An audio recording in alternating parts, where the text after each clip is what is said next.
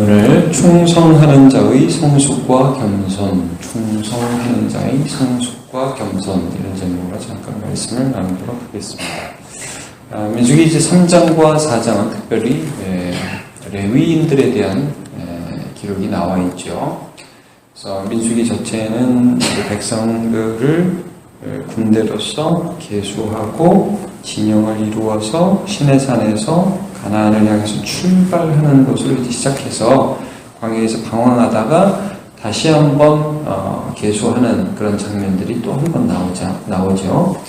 근데 이제 이 중에서 3장, 4장에 그 중심되는 성막, 회막의 일들을 수종드는 레위인에 대해서 그들이 도대체 어떤 의미가 있는가를 살펴보죠. 3장에. 그래서 이스라엘 장자에 대한 대속의 개념이라고 그랬죠. 그래서 다른 군대의 수는 계수할 때 20세 이상을 세지만 3장에서 레위인을 계수할 때는 1개월 이상 된 사람을 계수했습니다. 이거는 마치 우리나라 100일 이상 된 아기를 사람 취급했던 것처럼 옛날에 이제 레위인의 수를 계수한다는, 전체를 계수한다는 의미가 있습니다. 그러니까 이 레위인은 내 것이다 그러잖아요. 3장에 보시면. 그래서 대속된, 이스라엘의 대속된 대표로서의 개념들을 가지고 있습니다. 그래서 이들을 셌다라는 것은 우리에게 이렇게 적용할 수 있는 거죠. 마치 하나님의 백성으로서 우리를 세시는 것과 같습니다.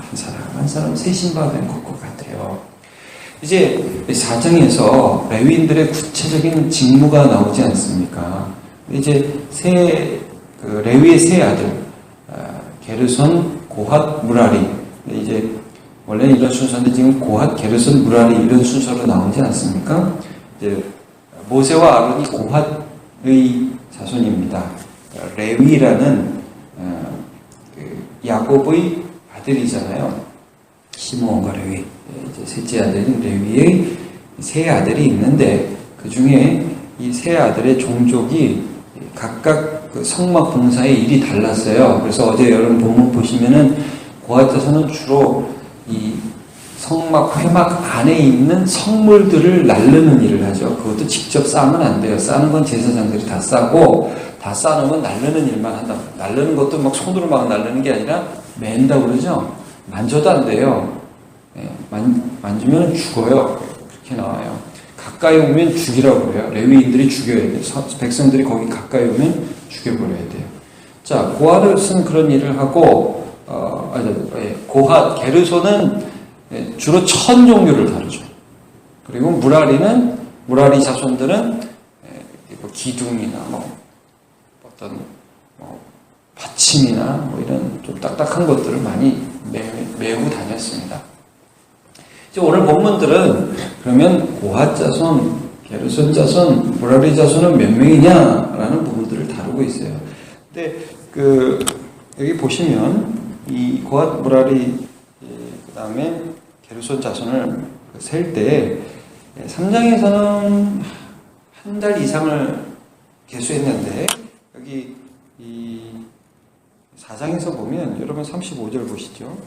먼저 고핫 자손을 세는데 30세부터 50세까지 세죠. 39절에도 보면 30세부터 50세까지, 43절에도 30세부터 50세까지. 이게 좀 다릅니다.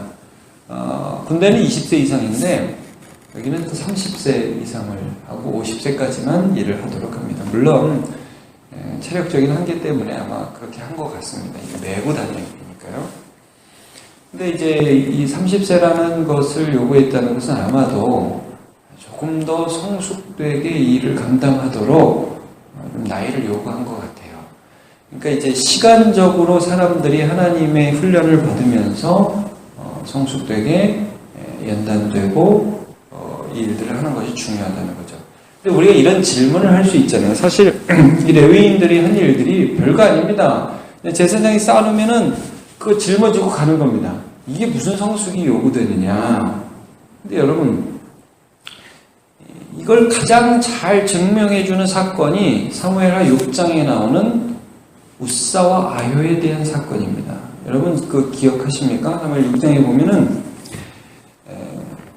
다윗이 이제 승승장구해가지고 그 다윗성을 재건이 아니죠. 다윗성을 다 건축하고 그다음에 이 블레셋에 빼앗겼던 법궤, 성막의 가장 핵심에 있던 그 하나님의 궤를 이제 아미나답이라는 사람의 집에 있었거든요. 그걸 갖다가 다시 다윗성으로 모셔 들여 오려고 해요. 그때 그 아미나답 집에 누가 있었냐면 우사와 아요라는 아들이 있었거든요. 이 아들들을 통해서 그 법궤를 옮겨오는데 거기 보면 여러분 법궤를 어떻게 옮겨오냐면 수레에 싣고 옮겨옵니다. 수레에 싣고. 그리고 소가 몰죠. 아효는 앞에서 소를 몰고 가고요. 우사는 뒤에서 수레를 보조하면서 마치 이 민수기에서 말했던 이 레위 자손이 해야 될 일들을 이 사람들이 합니다. 근데 이제 우리가 상상할 수 있죠. 이 사람들이 어떤 마음으로 했을지. 다윗 왕이 얼마나 법궤를 통해서 주어지는 하나님의 임재를 사모했습니까? 그러니까 막 애지중지하면서 나팔 불면서 막 대대적으로 가는데 아마 우사와 아요가 앞에서 소를 몰고 뒤에서 막 이 법궤를 받치면서 자기들이 무슨 법궤 주인인 것처럼 그렇게 갔던 것 같아요. 근데 소가 뛰잖아요, 중간에. 그래가지고 우사가 법궤를 만집니다. 만져요. 하나님 노예에서 죽습니다. 이게 뭘 말을 하냐면 옮기는 사람의 태도, 하나님을 어떻게 해요? 이게 뭐냐면 이건 봐서도 안 되고 만져도 안 되고 수레 옮겨도 안 되는 겁니다. 나중에 그래서 매서 옮기잖아요. 그 다음에는 다윗이 제대로 옮기고요. 매서 옮깁니다. 이런 그 하나님을 대하는 그 태도 하나하나에 이게 매니까 별거 아니다. 이게 아니에요. 지금 이 민수기 처음 시내산에서 율법을 받고 이제 한 달, 두 달밖에 안 된 때예요. 여러분 이때가. 이제 출발을 할 때가 얼마 안 될 때입니다. 물론 이제 시내산에서 율법을 받고 한 시내산에 1년 정도 머물기는 합니다. 예.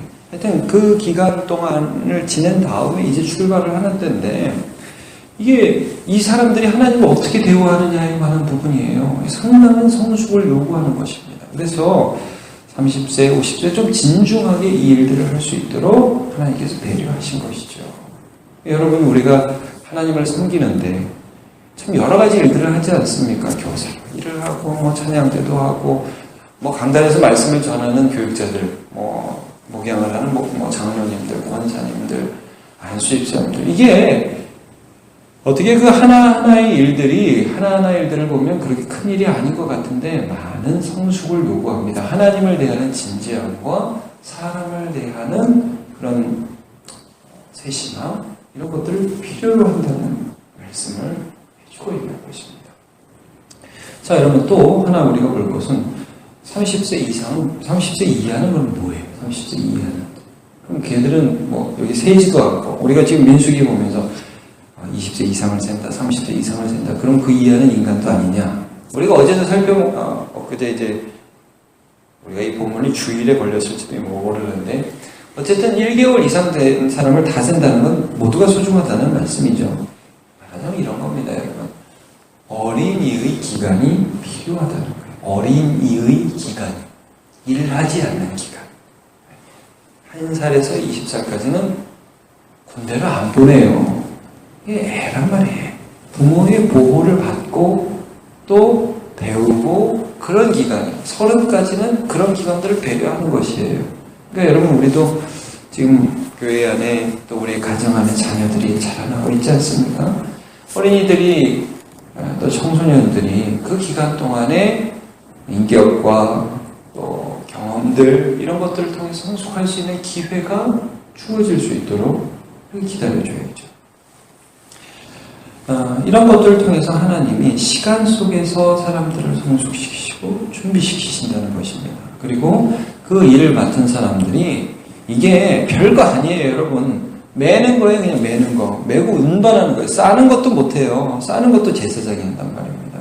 근데 들여다 봐도 죽습니다, 레위인은. 별거 아닌 것 같죠? 근데 그게 소중하다는 거예요. 이게 충성이라는 거죠. 오늘 본문을 보시면 이 종족을 계수하니까 그 계수된 총수가 여러분 결국 그 30세에서 50세의 봉사할 수가 몇 명이냐면 48절 보시죠. 곧 그 계수된 자는 8,580명이다. 10,000명이 안 됩니다. 그러니까 이제 여러분 2장과 3장을 잘 이렇게 쭉 다시 한번 보시면 12지파를 쭉 계수하지 않습니까? 종족별로. 그러면 뭐 아무리 적어도 2만이 넘습니다. 많은 데는 막 유다지파 같은 데는 훨씬 많고요. 자, 너무 적어요. 근데 적어서 그러면 아무것도 아니냐? 아니요. 너무 소중하다는 거예요. 지금 이 레위 지파의 계수에서 나타나는 것은 굉장히 독특합니다.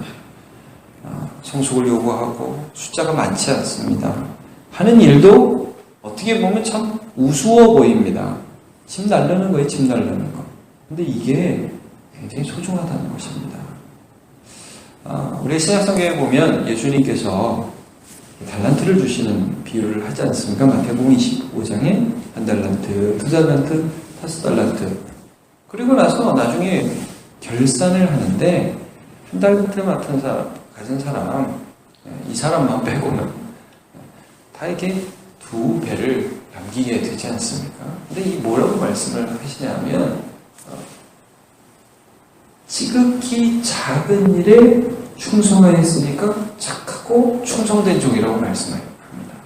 네가 지극히 작은 일에 충성했으니까 내가 더 많은 일을 너에게 맡기리라. 그 다음에 내 주인의 즐거움에 참여할지어다.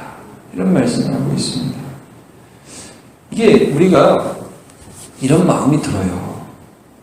뭔가 좀 크고 뭔가 좀 빨리 성공하고 그게 좋은 것 같다는 거예요.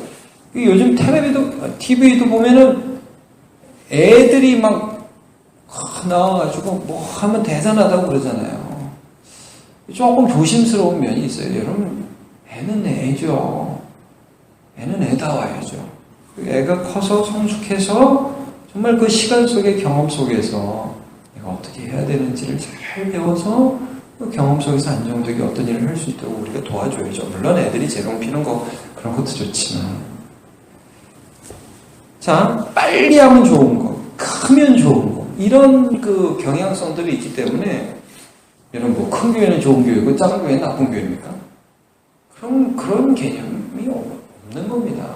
우리가 큰 회사 다니면은 뭐 좋은 거고 뭐 조그만 회사 다니면은 이거는 뭐 하나님이 우습게 보시니까 소위 말하는 인류대학 가면은 뭐 괜찮은 거고 뭐 조금 뭐 지방대학 가면 별거 아닙니까? 그런 논리가 아니라는 거예요. 하나님이 이 레위 자손의 이 모든 일들을 보여주시면서 한계를 정해주세요. 너는 여기까지만 해라. 나이에도 한계가 있고 그들의 역할에도 한계가 있습니다. 근데 그걸 충성하는 것이 너무 소중한 거라는 거예요. 이거 너무 우습게 보면 죽는 겁니다, 지금. 우사와 아요처럼. 나답과 아비후처럼. 하나님 앞에 소중히 여기는 것이죠. 그러므로 여러분, 참 우리의 그 섬기는 모습이 너무 다를 수밖에 없습니다. 목사의 일이 다르고, 장로님들의 일이 다르고, 교사의 일이 다르고, 권사님들의 일이 다르고, 다 다르죠. 청소하는 분, 주방에 계신 분 다 다릅니다. 참 그런데 그 한계와 그 모든 일들의 그 정한 규범 안에서 우리가 작은 일에 충성할 때, 또 그 가운데 하나님을 경외하고 사람을 소중히 여기면서 이 일들을 해나갈 때 하나님께서 충성을 귀하게 보시는 줄로 믿습니다. 오늘도 그런 하나님 앞에 겸허히 기도하시고 하나님 앞에 사람 앞에가 아니라 하나님 앞에 쓰임받는 귀한 하루가 되시기를 주님의 이름으로 축복합니다. 기도하겠습니다. 하나님, 주님께서 레위인을 이스라엘의 계속된 첫째로 받아주시고 장자로 받아주시고 그들에게 주님의 일을 맡기셨는데 그 일들이 그렇게 대단한 일들이 아니었고 그럼에도 불구하고 그 일들은 그들의 인생의 황금기인 30에서 50세까지 맞아들여 해야 했으며 그 일을 하는 레위인의 숫자들이 다른 지파들의 수만큼 많지 않았던 것을 우리가 보게 됩니다. 그러나 그럼에도 불구하고 이런 너무나 소중한 일이었다는 것을 깨닫게 됩니다. 하나님, 우리는 이 세상을 살면서 사람에게 평가받는 일들에 매우 익숙해져 있습니다. 숫자로 평가받고 일의 크기로 평가받고 세상의 평판 안에 내가 들어가지 않으면 매우 소극적이 되는, 위축되는 그런 세상 속에 살고 있습니다. 그러나 주님, 우리가 우리에게 사명을 맡기신 하나님 앞에서 일하게 하여 주옵소서. 기도하게 하시고 섬기게 하시고 겸허할 수 있도록 은혜 내려 주옵소서. 교회에 성숙한 어른들이 계속해서 생기게 해주시며 주님을 경외하며 섬길 수 있도록 은혜 내려 주옵소서. 예수님의 이름으로 기도합니다.